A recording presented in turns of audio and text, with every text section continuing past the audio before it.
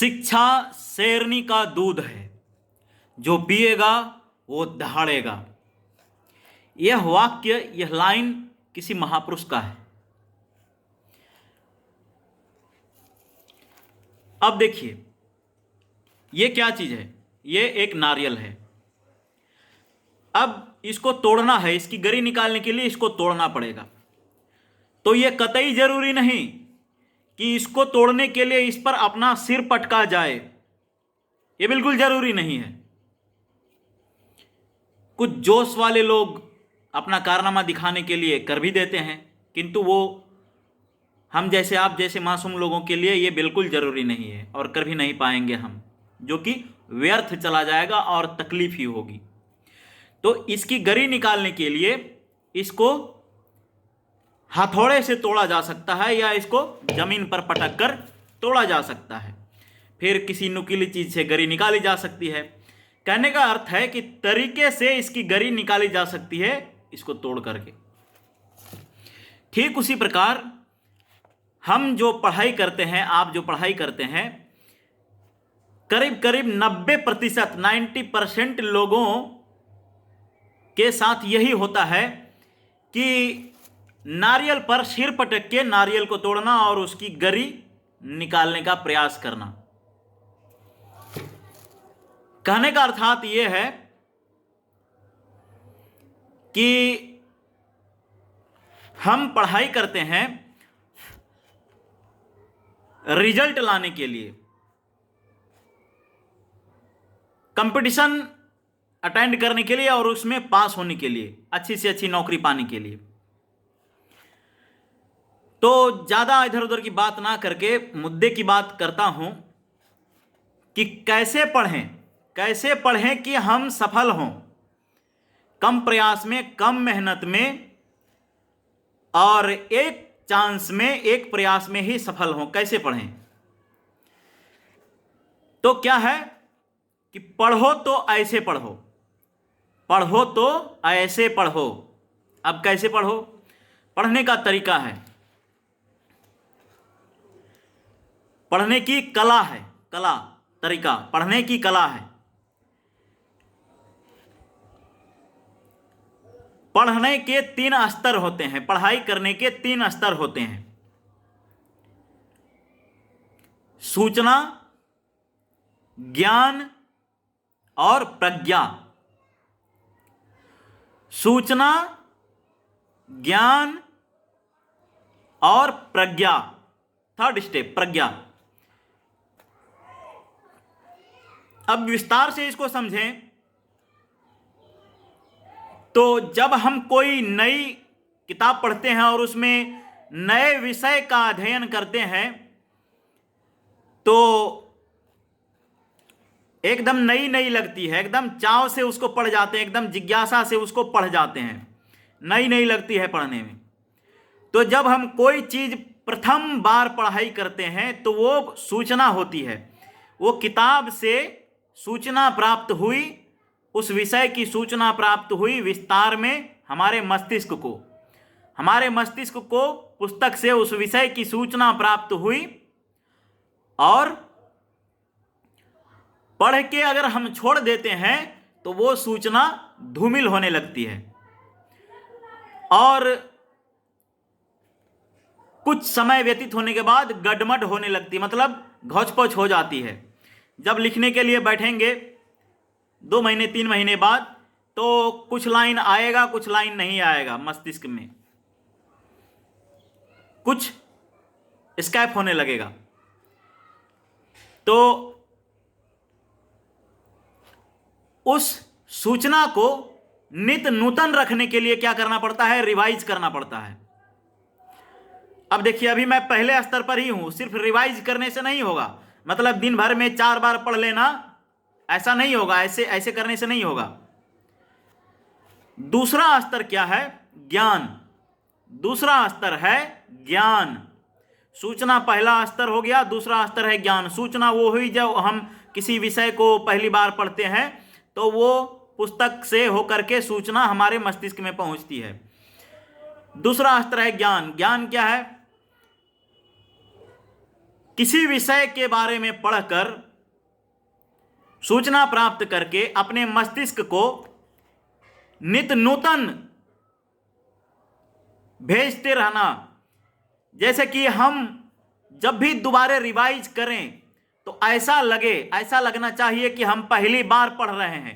अगर इस भावना से आप पढ़ेंगे, इस दृष्टि से आप पढ़ेंगे, इस मानसिकता से आप पढ़ेंगे और इस चाव से पढ़ेंगे तो वो जैसे कि पहली बार कोई विषय कहानी की तरह एकदम आपके मस्तिष्क में चढ़ गया था, आपके मस्तिष्क में छप गया था, उसी प्रकार वो दोबारे से छपता रहेगा।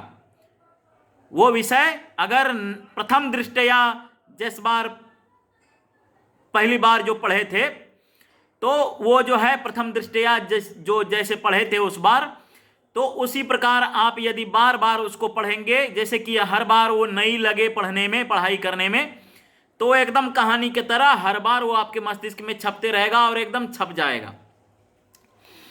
और बार बार पढ़ने से, बार बार एकदम नए के जैसे पढ़ने से क्या होता है कि उसके बारे में समझ आपकी विकसित होती रहती है, उस पर आपका मस्तिष्क खुद मंथन करने लगता है। कहने का मतलब यह है कि जब कोई विषय बार बार मस्तिष्क में मंथन होगा तो उसके बारे में आपकी समझ बढ़ जाएगी, एकदम हिलडोल करके मस्तिष्क में एकदम बराबर बैठा रहेगा। ठीक है। और ज्ञान वर्धन करने का उस विषय पर एक और सबसे महत्वपूर्ण तरीका है कि चाय पर अपने दोस्तों के साथ बैठिए, पार्क में अपने दोस्तों के साथ बैठिए, होटल में खाने के लिए अपने दोस्तों के साथ बैठिए, नाश्ते के दुकान पर बैठिए, तो एकदम उस विषय को एकदम चर्चा करिए।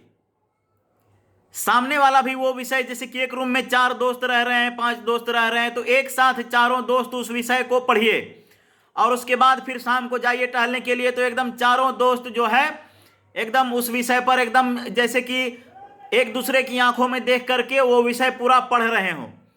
तो मान लीजिए कि 2-4 लाइन किसी दोस्त से छूट भी रहा है तो अगला दोस्त उस लाइन को पूरा कर देगा, फिर मेकअप हो जाएगा और एकदम उस विषय के महारथी हो जाएंगे, उस पॉइंट के, उस टॉपिक के, उस कॉन्सेप्ट के महारथी हो जाएंगे आप चारों दोस्त।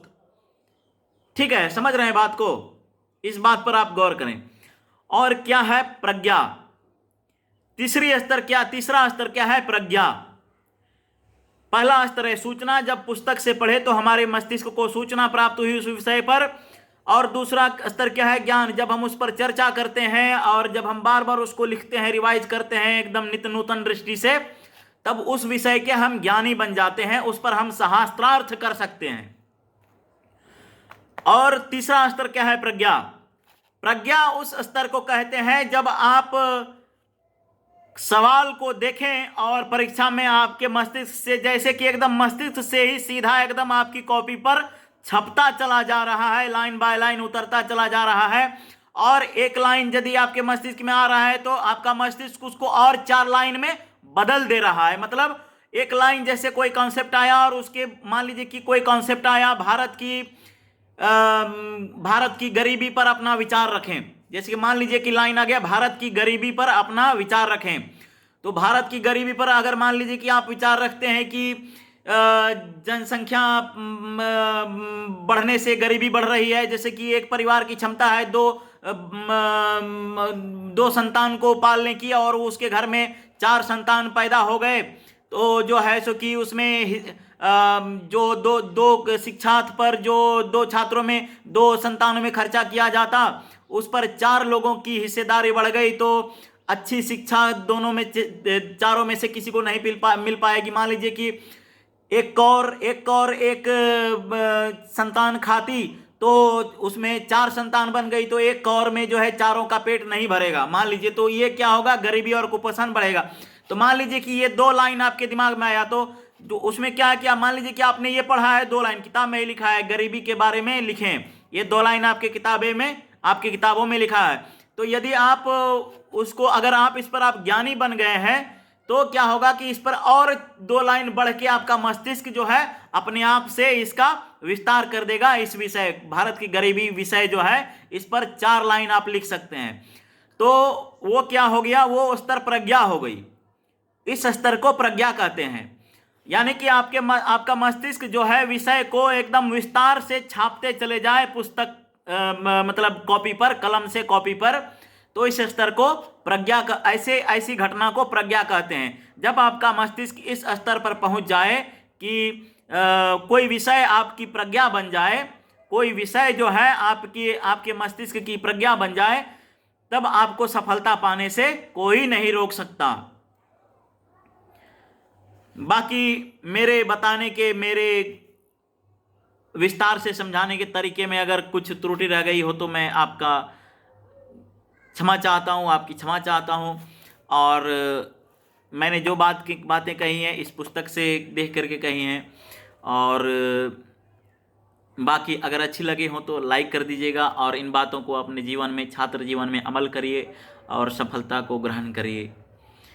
सब्सक्राइब कर दीजिएगा मेरे चैनल को, बड़ी कृपा होगी। धन्यवाद।